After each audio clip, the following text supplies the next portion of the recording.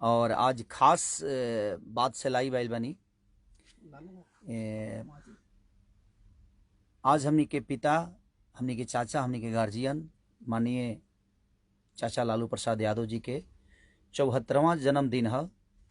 बस हम सबसे कहब कि सिर्फ एक एगो केक ना, जितना लोग प्यार करेला हमके भी और लालू चाचा के जितना लोग प्यार और मोहब्बत करेला, सब लोग वो चाचा के बस दुआ करे, लंबा उम्र के दुआ करे। जे चाचा हमनी के जीवन में जब तक ले हमनी के जी जा, हमनी के नाती पोता के भी आशीर्वाद देवे खातिर ऐसे ही चमकत रही, खिलखिलात रही। हम ऐसे दिल्ली जाए वाला नहीं है, लेकिन कोविड के वजह से ना जा पवनी है, जे मिलल बड़ा कठिन बा भी कोविड के वजह से कहीं से गई लाई।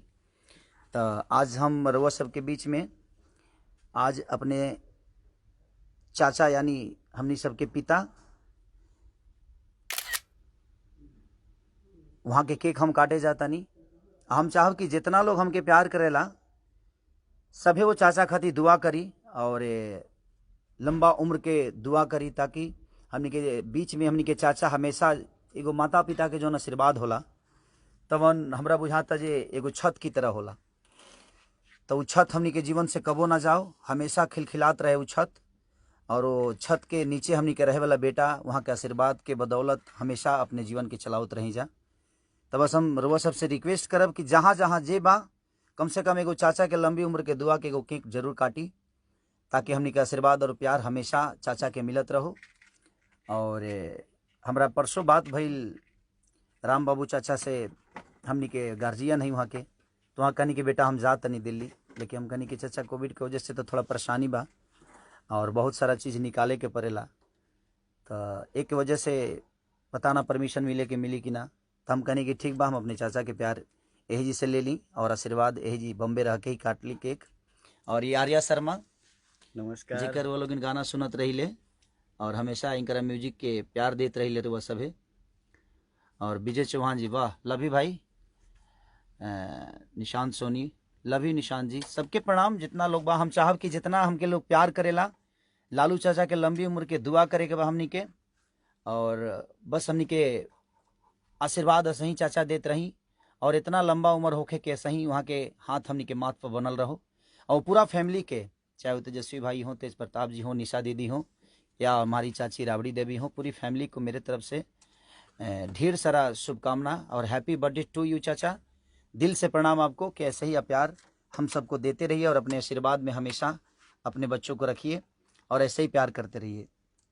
ये है हमारे गार्जियन चाचा लालू प्रसाद जी का ये बर्थडे केक। तो एक बार दिखाओ बेटा, हम काट देते हैं। हाँ, happy birthday to you, happy birthday to you, happy birthday to Lalu चाचा, हैप्पी बर्थडे टू यू। ये चाचा आपके लिए और हमें जितनी लोग मोहब्बत करते हैं उस सबको ये केक समर्पित है कि आप लोग ऐसे ही प्यार और चाचा को लंबी उम्र की दुआ करिए। और जहाँ हैं आप सब जरूर केक काटिए चाचा के नाम के लिए, उनके लंबी उम्र के लिए। तो थैंक यू आर्या, ये लो, बहुत अच्छा केक है। ले बाबू, तू भी खा ले, तू भी खा ले। हाँ, तो थैंक यू सो मच कि आप लोग इतना प्यार कर रहे हैं मुझे। और बस मैं यही कहूँगा कि जितने लोग मुझे मोहब्बत करते हैं, चाचा की लंबी उम्र की दुआ करें आप। और मैं आज आर्या के स्टूडियो में हूँ, बहुत सारा गाना है और अभी एक मेरा गाना भी एंगल म्यूजिक से बहुत बड़ा रिकॉर्ड बनाया 9 घंटे में 2 मिलियन का, कि तोरा गैला के गम में सुनो सनम, दुगो बियर मंगा के पी ले हा। तो बस मैं यही चाहूँगा कि ऐसे ही चाचा को प्यार और आशीर्वाद, जितने लोग बुजुर्ग हैं चाचा से जो बड़े हैं वो उनको आशीर्वाद दें, और जो चाचा से छोटे हैं उनकी लंबी उम्र की दुआ करें कि चाचा ऐसे ही हमारे बीच में हंसते रहें, खिलखिलाते रहें और चाचा की ढेर लंबी उम्र हो, ताकि हमारे नाती पोता तक को आशीर्वाद चाचा दें। बस हम यही चाहेंगे। और जल्दी से आप आइए चाचा पटना, आप सबका वेट कर रहे हैं, हम सारे बच्चे आपका वेट कर रहे हैं। और यही गाना है जो कि आर्या ने ही बनाया है और विजय चौहान का लिखा हुआ गाना है।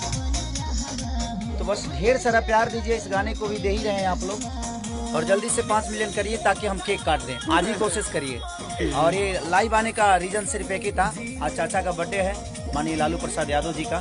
तो ढेर सारी शुभकामनाएं चाचा आपको और पूरी फैमिली को। Happy birthday to you, love you चाचा, दिल से ढेर सारा शुभकामना आप सबको, love you all, thank you so मच।